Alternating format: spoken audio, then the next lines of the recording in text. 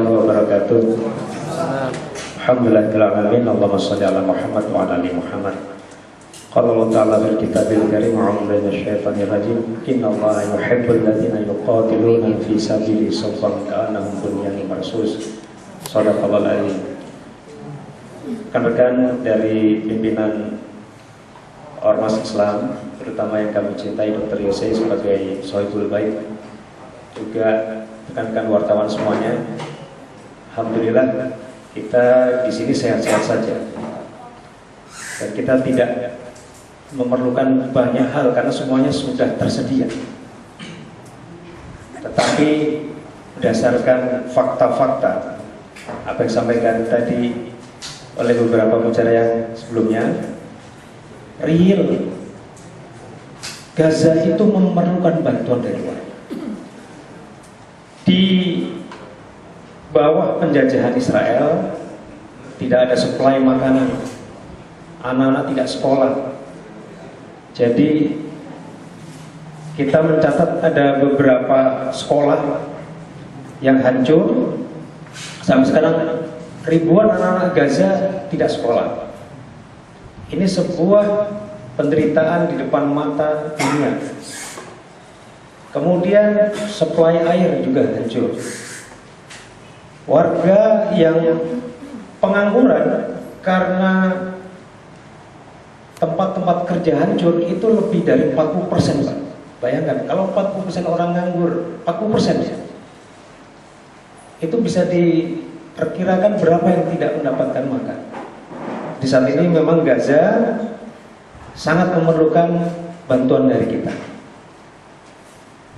Yang menarik adalah sebagian muslimin tadi dari Bang Midan sampaikan, muslimin mayoritas di Indonesia, tetapi komitmennya kepada sesama muslim masih belum seperti yang diinginkan oleh Allah dan Rasulnya. Telinga saya pernah mendengar bahwasanya kenapa kita jauh-jauh ke Palestina, ke Gaza. Namun di sini saja banyak orang susah.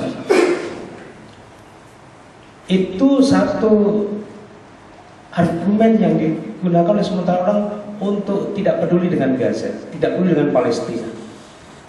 Ini negatif thinking, ini harus kita hancurkan, dan sosialisasi seperti ini terutama teman-teman wartawan untuk menyampaikan ke seluruh, terutama kaum muslimin dan bangsa Indonesia pada umumnya, bahwa kita berhutang kepada bangsa Palestina sebagai bangsa yang pertama kali mengakui kedaulatan Indonesia sebagai negara yang merdeka. Mereka mengumpulkan dari kantong-kantong mereka sedikit demi sedikit untuk Indonesia saat itu. Sekarang di mana kemudian kita? Ini saya mengimbau pada teman wartawan dan ormas Islam terus melakukan sosialisasi, mengajak yang pertama mewaspadai lagi serangan yang lain, dan mungkin mereka akan memilih sandi yang lain karena 2 tahun yang lalu Kaslit itu luar biasa, sekian banyak orang sudah mati gugur ya sebagai syahid, dan kita waspadai tanda-tanda itu. Yang kedua, juga kita jangan kehilangan perhatian kita ke bagian lain dari Palestina. Tapi Barat sampaikan tadi,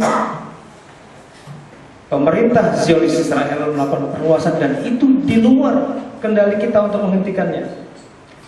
David Ben Gurion pernah mengatakan, there is no Israel without Jerusalem. There is no Jerusalem without Temple Mount. Jadi tidak ada Israel tanpa Yerusalem. Yerusalem sampai saat ini masih menjadi incaran utama dari Zionis Israel. Dan yang berikutnya, tidak ada Yerusalem tanpa Baitul Maqdis, Temple Mount, Al-Aqsa. Dan saudara sekalian, Al-Aqsa sekarang merintih. Tiap hari di rongrong di bawahnya, di dinding Al-Maghribah itu sudah retak. Jadi kita tinggal menunggu, di depan mata kita masjid suci ketiga umat Islam itu hancur di depan mata kita. Jadi ini kita mewaspadai tidak cuma di Gaza, tapi di bagian-bagian lain dari Palestina. Kemudian yang ketiga, kami menghimbau dukungan semua pihak individu ataupun juga institusi, terutama pemerintah Republik Indonesia, untuk menyampaikan dukungan yang nyata, yang real. Ya. Kemarin sebelum berangkat ikut karavan ke Gaza, teman-teman yang tergabung dari Asian People Go to Gaza bertemu dengan Ketua DPR RI Pak Marzuki Ali, tetapi itu baru suara parlemen, dari suara pemerintah belum. Di suara pemerintah belum. Ini kita desakkan. Tadi Bang Midan juga sampaikan, kita dalam doa-doa kita kita panjatkan. Kalau kita, terutama kaum muslimin, kalau kita tidak melakukan itu, masya Allah, kita akan ditanya nanti di akhirat. Innamal mu'minuna ikhwatun fa'aslu data bainakum. Jadi kita ini bersaudara. Yang bisa dianggap sebagai dukungan yang nyata selain doa yang tadi disampaikan Bang Midan, yaitu kita memberikan sumbangan-sumbangan melalui berbagai organisasi yang bisa menyalurkan ke Gaza. Kami lihat teman-teman Mercy punya akses langsung sana. Jadi alhamdulillah kemarin sebagian warga Jakarta dan sekitarnya yang mau berkorban di Gaza, meskipun harga kambing di sana bisa hampir 8 kali lipat ya, kambing dan sapi, tetapi ke sana. Ya. Produk-produk dari para produsen yang menjadi pendukung utama rezim Zionis. Di berbagai sumber kita bisa mendapatkan apa saja perusahaan-perusahaan internasional atau multinasional yang mendukung rezim Zionis. Jadi saudara, ketika kita tidak mengkonsumsi produk itu, kita salah satu yang menghambat rezim Zionis untuk lebih kuat. Dan terakhir tentunya saya mengajak teman-teman sekalian secara khusus membantu anak-anak Palestina yang memerlukan pendidikan, pemuda-pemuda Palestina yang memerlukan pendidikan, untuk kita datangkan ke Indonesia.